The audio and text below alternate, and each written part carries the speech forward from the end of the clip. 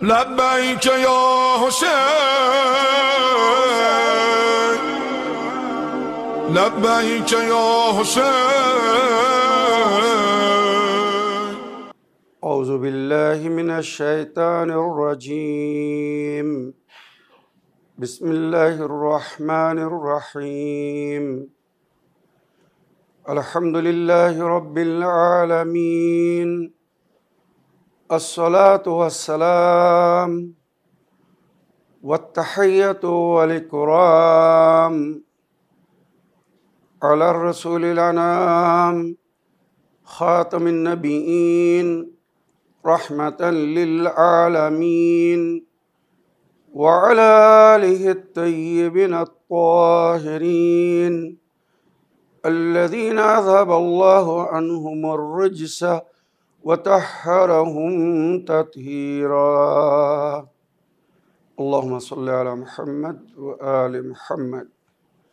ولعنة الدائمة الباقية على أعدائهم ومنكر فضائلهم وغاصب حقوقهم أجمعين من يوم عداوتهم إلى قيام يوم الدين.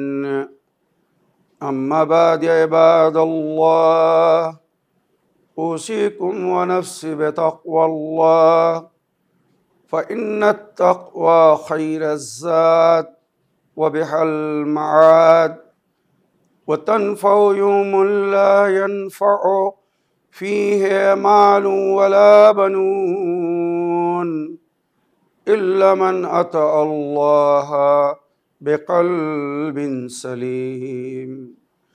وصلى الله على محمد وعلى آله الطيبين الطاهرين. اللهم صل على محمد وآل محمد وعجل فرجهم. আমার প্রিয় দর্শক ও শ্রোতাবৃন্দ, আসসালামু আলাইকুম ওয়া রাহমাতুল্লাহি ওয়া বারাকাতুহু। আজ পবিত্র মুহররম মাসের 7 তারিখ, আর মুহররমের এই মজলিসে সমস্ত বক্তব্যে আমি যে বিষয় নিয়ে আলোচনা করছি বা মজলিস পড়ছি সেটা হচ্ছে ফি সাবিলিল্লাহ, আল্লাহর পথে কোনো কাজ করা, কোনো স্টেপ বা পদক্ষেপ নেওয়া, যে কাজ করলে, যে পদক্ষেপ নিলে আল্লাহ খুশি হবেন, ওইরূপ ইনফাক ফি সাবিলিল্লাহ, আল্লাহর পথে দান খয়রাত করা, নেক কাজে সহযোগিতা করা, জান দিয়ে মাল দিয়ে যুদ্ধ করা। যারা ফি সাবিলিল্লাহ এগুলো করবে তারা আল্লাহর পথের পথিক গণ্য হবে, আর আল্লাহ রাব্বুল আলামিন তাদের ইহকালের সঙ্গে সঙ্গে পরকালকে উজ্জ্বল করবে, তাদের মনোকামনা আশাকে পূরণ করবেন। আর তাদের এই জেহাদ, যুদ্ধ, অর্থ ব্যয় বা আল্লাহর পথে তারা যে দান খয়রাত করছে তার পরিবর্তে এত কিছু দেবে যার বান্দা ধারণাও করতে পারে না। তবে শর্ত হচ্ছে এই দান খয়রাত সঠিক জায়গায় করতে হবে, সঠিক পথে দিতে হবে, সঠিক জায়গায় দিতে হবে। যদি ভুল পথে দান করেন বা ভুল জায়গায় অর্থ ব্যয় করেন আর মনে করেন যে আমি আল্লাহর পথে খরচ করেছি, এর জন্যে আল্লাহ আমাকে পুরস্কার দেবেন, পুরস্কৃত করবেন, সম্মানিত স্থান দান করবেন, তো আপনি ভুল ধারণার মধ্যে আছেন। আপনি আপনার পরিশ্রম, মেহনত বা আপনি যা কিছু ব্যয় করেন, যখন সেটা সঠিক জায়গায় করেন তো তার একটি সুন্দর ফল আপনি পান। কিন্তু আপনার পরিশ্রম, আপনার মেহনত যদি সঠিক জায়গায় না হয়, আপনার অর্থ যদি সঠিক জায়গায় ব্যয় না হয়, আপনার পয়সা যদি সঠিক জায়গায় খরচ না করেন, কোনোদিন কিন্তু তার মনোনীত ফল পান না বা পাবেন না।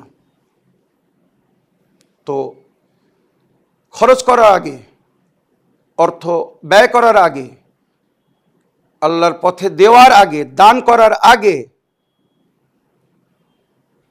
যাকাত, সাদকা, খয়রাত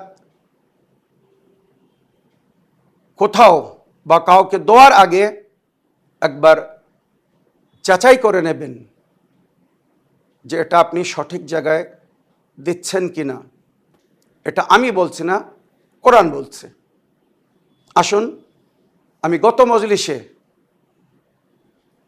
যার সামান্য আলোচনা করেছিলাম, যে বিষয় নিয়ে সামান্য বলেছিলাম, আজ সেটাকে আমি ক্লিয়ার করতে চাই, যাতে আপনারা সঠিক জিনিস জানতে পারেন এবং সতর্কতা অবলম্বন করতে পারেন। আল্লাহর পথে মাল দিয়ে, অর্থ দিয়ে যুদ্ধ বা জিহাদ করতে বলা হয়েছে। তো এই মাল কোথায় এবং কাকে দিবেন? যে আপনার অর্থ, আপনার ওই মাল অন্যায়ের বিরুদ্ধে, বাতিলের বিরুদ্ধে যুদ্ধের সমর্থন গণ্য হবে। কোরআন বলছে সূরা তওবা আয়াত নম্বর 34, ইয়া আইয়ুহাল্লাযীনা আমানু ইন্না কাসীরাম মিনাল আহবার ওয়ার রহবান, হে বিশ্বাসীগণ, অনেক আহবার বা রহবানরা আছে, সবাই না কিন্তু, আমি এর আগেও বলেছি, কেউ যেন ভুল বুঝবেন না, সমস্ত পীর, মুর্শিদ বা ধর্মগুরুরা কিন্তু এমন না। কিছুরা বা যারা এমন, আমি তাদের জন্য বলছি, যারা ধর্ম নিয়ে ব্যবসা করছে, আমি তাদের জন্য বলছি, কোরআন তাদের জন্য বলছে। যারা ভালো মুর্শিদ, ভালো ধর্মগুরু, তারা নিজেরাও ধর্মের উপরে, শরীয়তের উপরে, এলাহি সংবিধানের উপরে আমল করে এবং নিজের মুরিদদেরকে, ভক্তদেরকেও তার দিকে আমন্ত্রণ জানান। মানে তারা নিজেরাও দিনের উপরে আমল করে এবং তাদের মুরিদ বা ভক্তদেরকেও, শিষ্যদেরকেও দিনের পথে সঠিকভাবে আমল করার জন্য আমন্ত্রণ জানান।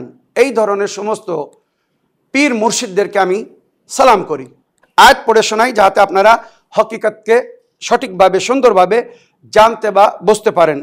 ইয়া আইয়ুহাল্লাযীনা আমানু, হে বিশ্বাসীগণ, ইন্না কাসীরাম মিনাল আহবারি ওয়ার রহবান, অনেক আহবার বা রহবান, আহবার এবং রহবান বলা হয়েছে বিভিন্ন ধর্মের ধর্মগুরুদেরকে। অধিকাংশ ইহুদি, খ্রিস্টান বা অন্য ধর্মের ধর্মগুরুদের জন্যে এই ধরনের শব্দ ব্যবহার হয়েছে, যার জিকির এই আয়াত হচ্ছে, ইন্না কাসীরাম মিনাল আহবারি ওয়ার রহবান লা ইয়াকুলুনা আমওয়ালান নাস বিল বাতিল। আল্লাহ বলছেন, এই সমস্ত আহবার বা রহবানরা মানুষের অর্থ, ধন দৌলত বাতিলভাবে খাচ্ছে। যা কিছু মুরিদরা বা শিষ্যরা বা মান্যকারীরা নজরানা পেশ করে, আপনারা জানেন এই সমস্ত জিনিসকে বলা হচ্ছে আমওয়ালান নাস, মানুষের দ্রব্য, মানুষের অর্থ, মানুষের মাল তারা অবৈধভাবে খাচ্ছে। ইয়াকুলুনা আমওয়ালান নাস বিল বাতিল, বাতিলভাবে খাচ্ছে। আর কি করছে? ওই ইয়াসুদ্দুনা আন সাবিলিল্লাহ, আর আল্লাহর পথ থেকে বাধা সৃষ্টি করছে, আল্লাহর পথকে বন্ধ করছে। শুধু সতর্কতা দেওয়ার জন্যে এই কথাগুলো বলছি। এগুলো জ্ঞানী গুণী শিক্ষিতদের জন্যে, বুদ্ধিজীবীদের জন্যে, বিবেকধারীদের জন্যে। ইয়াসুদ্দুনা আন সাবিলিল্লাহ ওয়াল্লাযীনা ইয়াকনিদুনা যাহাব ওয়াল ফিজ্জা, তো যারা সাধারণ পাবলিকের কাছ থেকে এই সোনা রূপো নিয়ে জমা করছে, ধন দৌলত নিয়ে জমা করছে, এদের সম্পর্কে কোরআন বলছে ইয়াকনিদুনা যাহাব ওয়াল ফিজ্জা ওয়ালা ইয়ানফিকুনা ফি সাবিলিল্লাহ, আর সেগুলো তারা আল্লাহর পথে খরচ করছে না। যেগুলো আল্লাহর মাল আল্লাহর পথে খরচ করার জন্য তাদেরকে দেওয়া হচ্ছে, তারা সেগুলো আল্লাহর পথে খরচ করছে না, জমা করে রাখছে, নিজেরা খাচ্ছে, অন্যদেরকে দিচ্ছে না। এদের সম্পর্কে আল্লাহ কি বলছে? ফাবাশশিরহুম বিআযাবিন আলীম, আয় আমার নবী এদেরকে বাশারাত দিয়ে দিন, আল্লাহ এদের জন্য ভয়ঙ্কর আযাব তৈরি করে রেখেছে। ইয়াউমা ইউহমা আলাইহা ফি নারে জাহান্নামা ফাতুকওয়া বিহা জিবাহুম ওয়া জুনুবুহুম ওয়া যুহুরুহুম, কোরআনে আল্লাহ বলছে যে ভয়ঙ্কর শাস্তি বা সাজা তাদেরকে দেওয়া হবে। ওই সমস্ত ভণ্ড পীর মুর্শিদদেরকে বা ধর্মগুরুদেরকে, তারা যে সোনা দানা জমা করছে, জাহান্নামের আগুন দিয়ে সেগুলোকে লাল করা হবে। লাল করার পরে তাদের কপালের মাঝখানে ওই গরম সোনার পয়সা দিয়ে, রূপোর পয়সা দিয়ে মোহর লাগিয়ে দেওয়া হবে।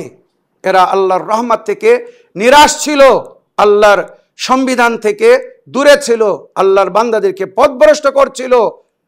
এরা নিজেরাও দিন থেকে দূরে ছিল, আমার বান্দাদেরকেও দিন থেকে দূরে নিয়ে গিয়েছিল, দূরে করে দিয়েছিল, আমার পথকে এরা বন্ধ করে দিয়েছিল। সুতরাং ওই পয়সা আগুনে, জাহান্নামের আগুনে গরম করে তাদের কপালের ওপরে, তাদের চাবালের ওপরে, ডান দিকে বাম দিকে এবং পিঠের উপরে মোহর লাগিয়ে দেওয়া হবে। আমি কিন্তু সমস্ত পীর মুর্শিদকে ভুল বলছি না, সবাই কিন্তু খারাপ না, সবাই মন্দ না, সবাই পয়সা নিয়ে আল্লাহর পথকে বন্ধ করছে না, এলাই সংবিধান থেকে মান্যকারীদেরকে দূরে নিয়ে যাচ্ছে না। অনেক পীর মুর্শিদরা আছেন যাদেরকে আমি অনেক সম্মানের নজরে দেখি, সম্মান করি, সালাম করি, শ্রদ্ধা করি, কারণ আমি জানি তারা আল্লাহর বান্দাদের হেদায়েত করছে, সঠিক ডাইরেকশন দিচ্ছে, হেদায়েত করছে। তারা নিজেরাও নামাজ পড়ে, রোজা রাখে, দিনের উপরে আমল করে, আর তাদেরকে যারা ফলো করছে বা তাদেরকে যারা মানে তাদেরকেও দিনের দিকে আমন্ত্রণ জানাচ্ছে। প্র্যাকটিক্যাল বা বক্তব্য বা মজলিসের মাধ্যমে তাদেরকেও আল্লাহর পথে চলার দিকে আমন্ত্রণ জানাচ্ছে। তো এনারা ভালো মুর্শিদ, এনারা ভালো পীর, এনাদের আমি সম্মান করি। কিন্তু যারা হকিকি মুর্শিদ না, আল্লাহর ওলি না, তাদেরকে একবার চেনার চেষ্টা করুন। চোখ বন্ধ করে নিজের সঞ্চয় পরিশ্রম করে যেটা আপনি আয় করেছেন, এইভাবে কারোর হাতে তুলে দেবেন না যে আপনাকে শুধু স্বপ্ন দেখাচ্ছে, আমাকে পয়সা দিলে তোমাকে আমি পার করিয়ে দেবো, পরকালের আর কোনো চিন্তা করার দরকার নেই। না, যে পীর, যে মুর্শিদ আপনাদেরকে সঠিক গাইড করবে, দিনের পথে চলার জন্য বলবে, তাদের সম্মান করুন, তাদের সেবা করুন, তাদের খেদমত করুন, তাদেরকে উপহার দিন, হাদিয়া দিন। নিশ্চয়ই আল্লাহর দরবারে সেটা পৌঁছে যাবে, কবুল হবে। তার পরিপ্রেক্ষে আল্লাহ যে নেয়ামত দেওয়ার ওয়াদা করেছেন, জান্নাতের ওয়াদা করেছেন অবশ্যই পাবেন। কিন্তু যদি ভুল হাতে ভুল পথে পয়সা খরচ করেন আর আশা করেন যে এর সুন্দর পরিণাম পরিফল আমাকে দেওয়া হবে, তো মিথ্যা স্বপ্নের মধ্যে থাকবেন না। তাদের জন্য বলা হবে হাদা মা কানাসতুম লিআনফুসিকুম ফাযুকু মা কুনতুম তাকনিদুন। যারা অবৈধভাবে অর্থ জমা করছে, ধন দৌলত জমা করছে, সোনার উপর জমা করছে, সেই সোনার উপর পয়সা দিয়ে তাদের উপরে মোহর লাগানো হবে, জাহান্নামের আগুনে গরম করে তাদেরকে দাগা হবে, মোহর লাগানো হবে। আর তাদেরকে তখন আল্লাহ বলবে, ফেরেশতাদের মাধ্যমে বলা হবে, এই সেই জিনিস যা তোমরা জমা করেছিলে, ফাযুকু মা কুনতুম তাকনিদুন, এবারে মজা চাখো তার যেটা তোমরা জমা করেছিলে। ইন্না ইদ্দাতাশ শুহুর ইনদাল্লাহি ইসনাই আশারা শাহরান ফি কিতাবিল্লাহ, আল্লাহর কিতাবে মাসের যে বর্ণনা হয়েছে 12টি মাসের বর্ণনা হয়েছে। ইয়মা খালাকাস সামাওয়াতি ওয়াল আরদা মিনহা, এই মাসের মধ্যেই আল্লাহ জমিন ও আসমানকে সৃষ্টি করেছিলেন। আরবাতুন হুরুমুন, এই বছরের যে 12টি মাস এর মধ্যে 4টি মাস হুরমাতওয়ালা মাস, যে মাসে যুদ্ধকে বিরাম রাখতে বলা হয়েছে, যুদ্ধকে নিষেধ করা হয়েছে। যালিকা দীনুল কাইয়্যিম, এটাই হচ্ছে মজবুত দিন। ওয়ালা ফালা তুজলিমু ফিহিন্না আনফুসাকুম, এই পবিত্র মাসে, এই সম্মানিত মাসে, এই হুরমাতওয়ালা মাসে নিজেদের উপরে জুলুম করো না। ওয়াকাতিলুল মুশরিকিনা কাফাতান, হ্যাঁ যদি মুশরিকরা তোমাদের সঙ্গে লড়াই করে তো তোমরা এই হুরমাতের মাস পার হওয়ার পরে সম্মানিত মাসগুলো প্রবাহিত হওয়ার পরে তাদের সঙ্গে লড়তে পারো। কামা ইউকাতিলুনাকুম, যেমন তারা তোমাদের সঙ্গে লড়াই করছে পরিপূর্ণভাবে। কাফাতান মানে পরিপূর্ণভাবে। ওয়ালামু আন্নাল্লাহা মাআল মুত্তাকিন, মনে রেখো আল্লাহ মুত্তাকিদের সঙ্গে, পরেজগারদের সঙ্গে। আল্লাহ তাদেরকে ভালোবাসে যারা আল্লাহর ভয় করে চলে, ইলাহি সংবিধানকে ফলো করে, নিজের ইচ্ছা মতো চলে না, যেভাবে আল্লাহ তাদেরকে চলতে বলেছে তারা সেইভাবে চলে। এই মাসের মধ্যে যে 4টি মাস, যে মাসে যুদ্ধকে বিরাম রাখতে বলা হয়েছে, এর সম্পর্কে সূরা বাকারা আয়াত নম্বর 217 নম্বর আয়াতে উল্লেখ হচ্ছে, ইয়াসালুনাকা আনিশ শাহরিল হারাম কিতালিন ফিহি, এ আমার নবী আপনাকে সবাই জিজ্ঞাসা করে বা আপনার কাছে প্রশ্ন করছে ওই সমস্ত মাসের সম্পর্কে যে মাসে যুদ্ধকে হারাম করা হয়েছে।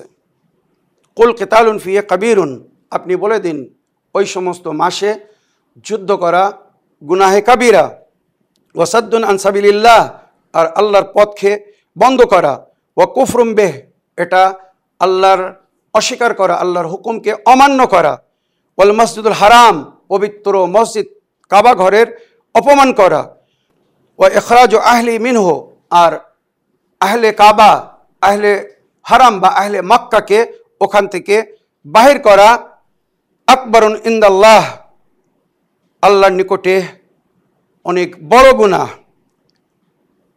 ওয়াল ফিতনাতু আকবার মিনাল কাতল, ওইরূপ ফিতনার সৃষ্টি করা, ফাসাদ করা, সমাজে বিশৃঙ্খলা সৃষ্টি করা, কাতল করার চেয়ে তো বড় গুনাহ। ওয়ালা ইয়াযালুনা ইউকাতিলুনাকুম হাত্তা ইউরুদ্দুকুম আন দীনিকুম, এরপরেও কুফফার ও মুশরিকিনরা আপনাদের সঙ্গে যুদ্ধ করছে যাতে আপনাদের দিন থেকে আপনাদেরকে ফিরিয়ে দিতে পারে। ইনস্তাতাউ, যদি সেটা তাদের জন্য সম্ভব হয়।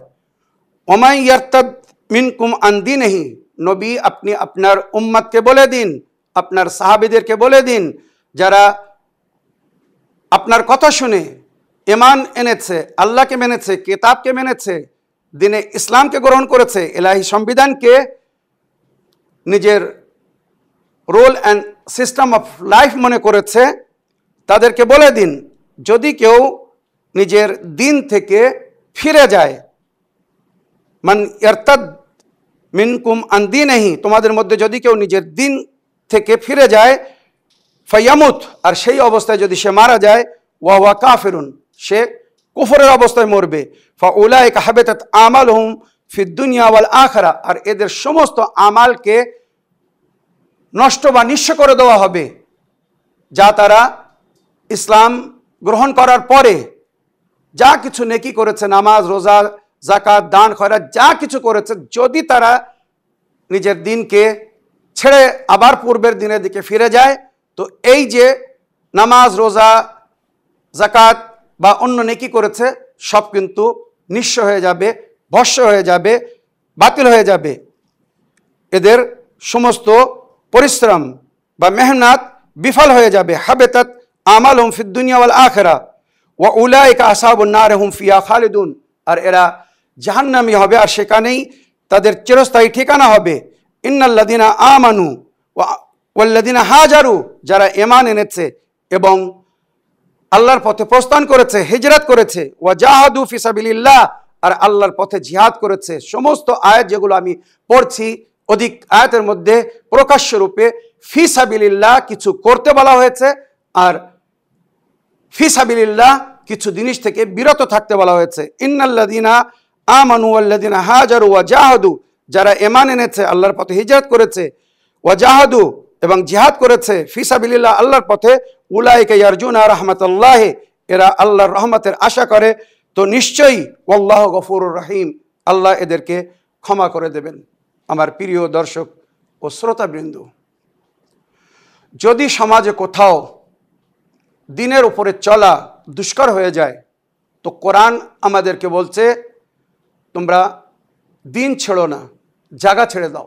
যদি কোনো পরিবেশে, কোনো জায়গায় আপনাদের সঙ্গে এমন হয় যে আপনারা দিনের উপরে আমাল করতে গেলে সেখানে বাধা দেওয়া হচ্ছে, আপনার কাছে কোনো উপায় নেই, হয় ওই দিন ছাড়তে হবে আর নইলে জায়গা ছাড়তে হবে, তো কোরআন আপনাকে বলছে, আল্লাহ আপনাকে বলছে, দিন ছাড়বেন না, সঠিক সংবিধানকে ছাড়বেন না, সঠিক মাযহাবকে ছাড়বেন না, আহলে বায়তকে ছাড়বেন না, জায়গা ছেড়ে দিন, জায়গা পরিবর্তন করুন।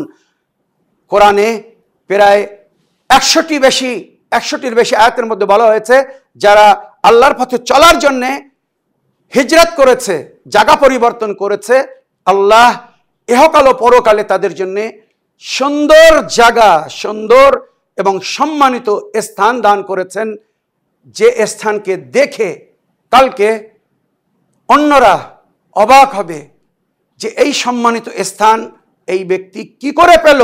তখন বলা হবে এই ব্যক্তি ইলাহি সংবিধানের রক্ষার স্বার্থে নিজের জায়গা, নিজের জমিন, নিজের ঘর বাড়ি ছেড়েছিল বলে আজ আল্লাহ তাকে এই সম্মানিত স্থান দান করেছেন। তো এই সম্মানিত স্থান যদি পেতে চান তো সতর্কতা অবলম্বন করুন, আর আল্লাহর এই সংবিধান, এই হুকুম যেটা এই আয়াতে দেওয়া হয়েছে সেটাকে মেনে চলার চেষ্টা করুন।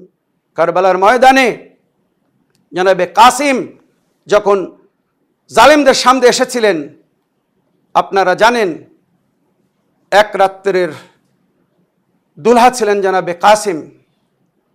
জনাবে কাসিমকে দেখে শত্রুরা, এজিদিরা বলছিল, কাসিম তুমি ফিরে যাও, তোমার সঙ্গে আমরা লড়ব না, কেননা তোমার পিতা আমাদেরকে যে যুদ্ধের ময়দানে পাঠিয়েছে, এজিদ তোমার চাচা ইমাম হোসেন আলাইহিস সালামের সঙ্গে লড়াই করার জন্যে, সেই এজিদের পিতার সঙ্গে তোমার পিতা সন্ধি করেছিল, শান্তি বজায় রাখার জন্যে কম্প্রোমাইজ করেছিল, সুতরাং তোমার সঙ্গে আমরা লড়ব না, তুমি ফিরে যাও। জনাবে কাসিম কি উত্তর দিয়েছিলেন জানেন? আমি সে সময় ছোট ছিলাম, আমি সে সময় এই যোগ্য ছিলাম না, যারা আমার পিতার বিরুদ্ধে ছিল তাদের সঙ্গে লড়াই করার আমার ক্ষমতা ছিল না বলে আমার পিতা হয়তো সন্ধি করে নিয়েছিলেন। আজ আমি অক্ষম নয়, আমি বেঁচে থাকতে আমার চাচার উপরে কোনো আক্রমণ হতে দেব না। তোমরা হয়তো আমার সঙ্গে লড়তে চাচ্ছ না, কিন্তু আমি তোমাদেরকে ছাড়ব না। এই বলে জনাবে কাসিম আক্রমণ করলেন, এজিদিদের উপরে হামলা করলেন। চারিদিক থেকে এজিদি সৈনিক ঘিরে ধরে রেখেছিল। জনাবে কাসিম এমনভাবে হামলা করলেন, তারা ছুটে পালাচ্ছে। তখন পেসারে সাদ বলছে, লজ্জা করছে না? একজন নজওয়ান, মাত্র 13 বছর বয়স কাসেমের, এক বাচ্চা বললেও চলে, তার সঙ্গে তোমরা লড়াই করতে পারছো না? তার সামনে তোমরা টিকে থাকতে পারছো না? তখন সৈনিকরা বলছে, তুমি জানো না এই কাসিমকে? শেরে খোদা হজরত আলীর পোতা, এর সঙ্গে লড়াই করা এত সহজ না। এ কোনো সাধারণ ব্যক্তির ছেলে না, হাসানের ছেলে। হাসানের ধৈর্যের উত্তর এসেছে কারবালার ময়দানে। সুতরাং তখন পেসারে সাদ বলল, তোমরা যদি এক এক করে না লড়াই করতে পারো, চারিদিক থেকে কাসিমকে ঘিরে ধরো, আর যার কাছে যা আছে তীর তলোয়ার সব দিয়ে একসঙ্গে আক্রমণ করো। সুতরাং ইতিহাস লিখছে, চারিদিক থেকে জালিমরা একত্রিত হয়ে একসঙ্গে তীর তলোয়ার দিয়ে জনাবে হাসানের এতিমের উপরে আক্রমণ করেছে, কাসিমের উপরে হামলা করেছে। কাসিম আর ঘোড়ার উপরে থাকতে পারছেন না। তীর তলোয়ারের আঘাতে কাসিম জমিনের উপরে পড়েছে। পড়ার সময় আওয়াজ দিচ্ছে নিজের চাচা জানকে, আদ্রিকনা ইয়া আম্মা, ও আম্মু জান, চাচা জান আমার মদত করুন, শিগগিরই আসুন। ইমামে হোসেন আলাইহিস সালাম কোন শহীদের ডাকে এত তাড়াতাড়ি ছুটে যাননি যত কাসিমের জন্য গিয়েছিলেন। ইমাম হোসেনকে দ্রুতভাবে আসতে দেখে জালিমরা এদিক থেকে ওদিকে যাচ্ছিল, ওদিক থেকে এদিকে আসছিল।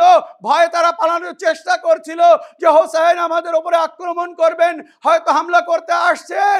সেই ভয়ে যখন তারা পালাচ্ছিল, নিচে কাসিমের লাশ ঘোড়ার পায়ের নিচে টুকরো টুকরো হচ্ছিল।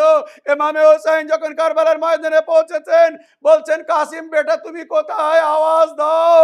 কোনো আওয়াজ আসছে না, কেননা কাসিম ঘোড়ার পায়ের নিচে পেশাই হয়ে টুকরো টুকরো হয়ে গিয়েছিল। তখন এক জালিম ইশারা করছে, হোসেন কাসিমকে ডেকো না, আওয়াজ দিও না, নিচের দিকে তাকাও। এবার যখন ইমামে হোসেন নিচের দিকে দেখছেন, চারিদিকে কাসিমের শরীরের টুকরো ছড়িয়ে আছে। ইমাম ঘোড়ার পিঠে থেকে নিচে নামলেন, নিজের এই রেদার উপরে কাসিমের শরীরকে জমা করে খেমার দিকে নিয়ে আসছেন। ওদিকে কাসিমের মা অপেক্ষা করছিল, আমার ছেলের লাশ নিয়ে আসবে। যখন কোনো লাশ দেখলো না, জিজ্ঞাসা করছে, আকা হোসেন আমার ছেলে কোথায়? ইমামে হোসেন নিজের পিঠের ওপর থেকে ওই বোঝা সামনে রেখে দিচ্ছেন, এই কাসিম এখানে, আমার এত বড় কাসিম এই চাদরের মধ্যে কি করে আসলো? ইমামে হোসেন বললেন, কাসিম আর কাসিম নেই, কাসিম টুকরো টুকরোই টুকরোই টুকরোই তাকসিম হয়ে গেছে। জালিমরা কাসিমের লাশকে পামাল করে ফেলেছে। ইন্না লিল্লাহ ওয়া ইন্না ইলাইহি রাজিউন। রাদান বিকাদাহি ওয়া তাসলিমান লিআমরিহি। সায়ালামুল লাযিনা যালামু আইয়া মুনকালিবিন ইয়ানকালিবুন।